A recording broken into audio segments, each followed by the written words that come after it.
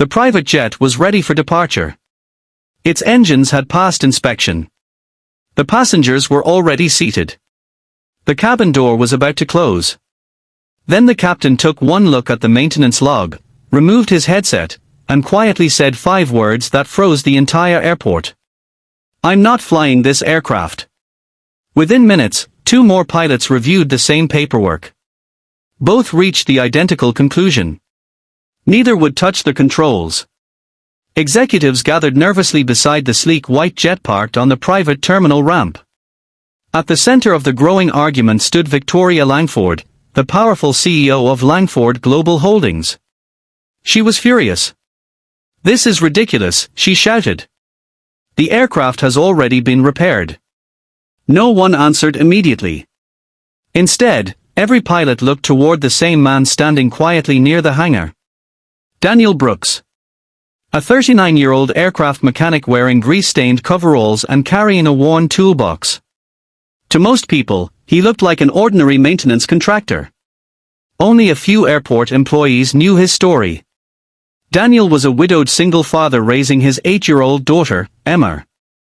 After losing his wife to illness 5 years earlier, he left a prestigious aerospace engineering career to take flexible contract work. Their silence around the private jet became impossible to ignore.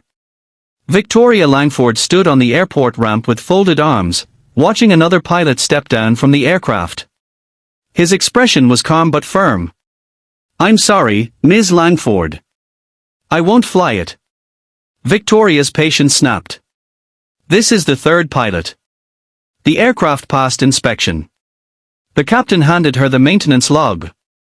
It didn't. She frowned. The repairs were completed. He pointed to one blank space near the bottom of the page. "The final release hasn't been signed." Victoria looked confused. "Our mechanic finished the work yesterday." "No. He finished the repair. He didn't certify it." Nearby, Daniel Brooks quietly packed his toolbox into the back of his pickup truck. He had no interest in arguing. He simply wanted to return home before his daughter, Emma, finished school. The previous evening he had spent nearly 11 hours replacing a damaged hydraulic actuator connected to the aircraft's landing gear. It was delicate work. One mistake could have catastrophic consequences. After completing the repair, Daniel submitted his invoice. Instead of approving payment, Victoria had rejected it. "It's twice what I expected," Daniel calmly explained. The replacement part alone cost more than half the invoice. She barely looked up. "You'll be paid when I decide it's worth paying."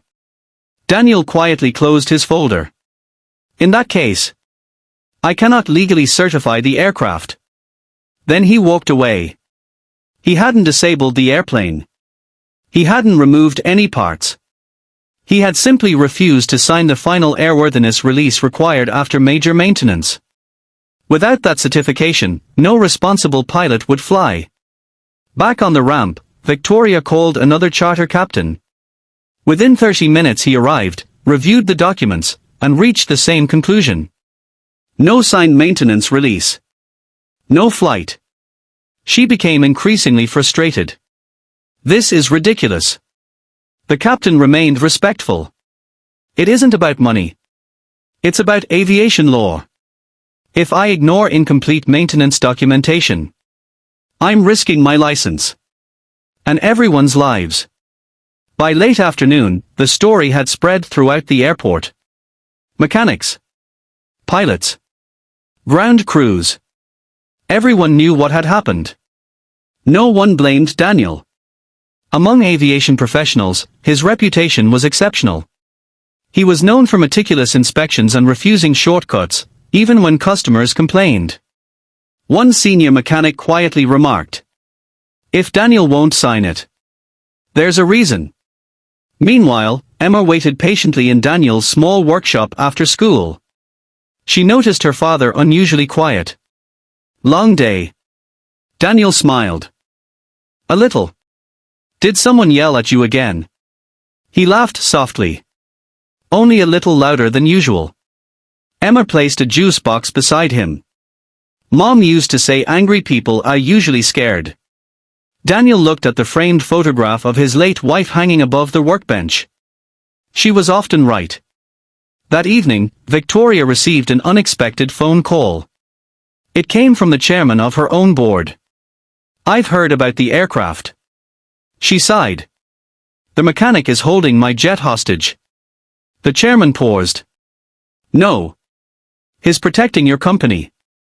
He instructed her to meet him at the airport the following morning. When Victoria arrived, the chairman was already standing inside the hangar speaking with several veteran pilots. One by one, they shared stories. A captain described refusing to fly an aircraft after discovering an unnoticed crack in a wing. Another recalled grounding a helicopter because one maintenance document was incomplete. A retired airline investigator quietly added, "Most aviation disasters begin with someone saying, 'It's probably fine.'" Their words lingered in the hangar. The chairman then turned toward Victoria. "Do you know why experienced mechanics are valuable?" She shook her head. "They are willing to tell powerful people no." Later that morning, Daniel arrived carrying updated inspection paperwork. He looked surprised to see everyone waiting. Victoria stepped forward. For the first time since they met, her voice carried no anger. "I owe you an apology." Daniel remained silent. "I thought you were negotiating." "I realize now. You were following the law." She handed him a check covering the full invoice. Then she added another envelope. Daniel looked inside. It contained payment for every extra hour he had worked during the emergency repair. "I didn't ask for this." Victoria nodded. "I know. That's why you deserve it." Daniel smiled politely. "Thank you." He completed one final inspection. Every bolt. Every hydraulic line. Every pressure reading. Only after personally verifying each system did he sign the maintenance release. The captain reviewed the paperwork. Smiled. Then shook Daniel's hand. "Now I'll fly her." The jet departed safely later that afternoon. Weeks passed. Victoria couldn't stop thinking about the incident. She realized she had nearly punished the one person who had protected her company from enormous legal and safety risks. She invited Daniel to corporate headquarters. Not to repair anything. To speak. Standing before hundreds of executives and managers, Daniel felt uncomfortable. "I'm not much of a speaker." The audience laughed kindly. Victoria smiled. "Just tell them what you told me." Daniel thought for a moment. Then said, "When someone pays me, they are not buying my signature. They are paying for my judgment. If something isn't safe, my signature cannot be purchased." The room fell silent. Those simple words became the foundation of a new company policy. Every employee, from interns to senior executives, received authority to stop any project they believed was unsafe or unethical without fear of retaliation. The policy became known internally as the Brooks Principle. If your name is on it, your integrity is on it.